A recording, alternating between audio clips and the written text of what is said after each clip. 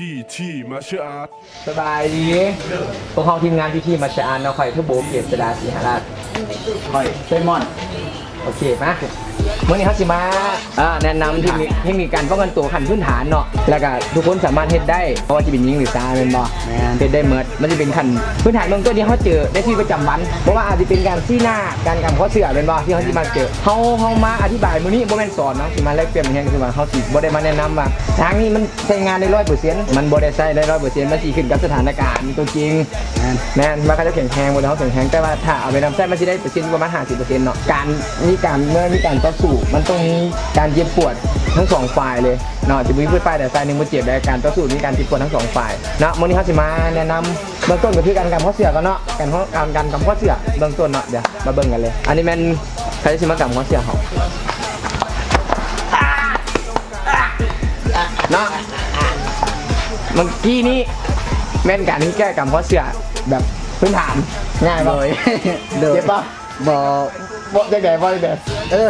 เจ็บนะวันนี้เขาจะมาเบิ่งรายละเอียดว่าคนที่จังได๋เนาะมาเบิ่งกันเลยเนาะวันนี้เขาจะมาเบิ่งภาพตากันขั้นเบิ่งต้นง่ายๆเลยเขาจะกำข้อเสื่อเมื่อเขาจะกำข้อเสื่อแล้วขั้นพื้นฐานเลยเขาต้องมือที่จับเนาะง่ายๆนึงนี่ใช้หัวมือคือมันหย่อนอยู่ตัวนี้เพื่อเอามือตัวนี้ง่ายบิดกันให้ได้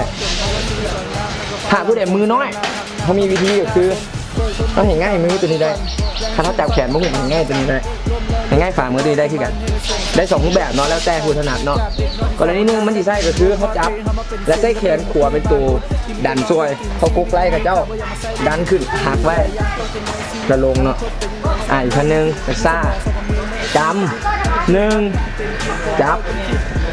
2พลิกเอาขาขวาก้าวเข้าไป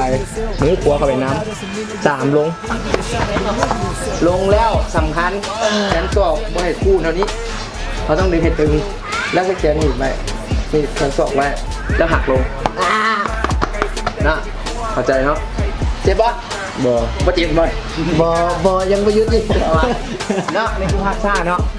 แล้วบัดนี้เขาสิมาเบิ่งในรูปแบบมูวี่นี่คือเบิ่งรูปแบบหนังเนาะลองเบิ่งไปเบิ่งรูปแบบหนังกันเลย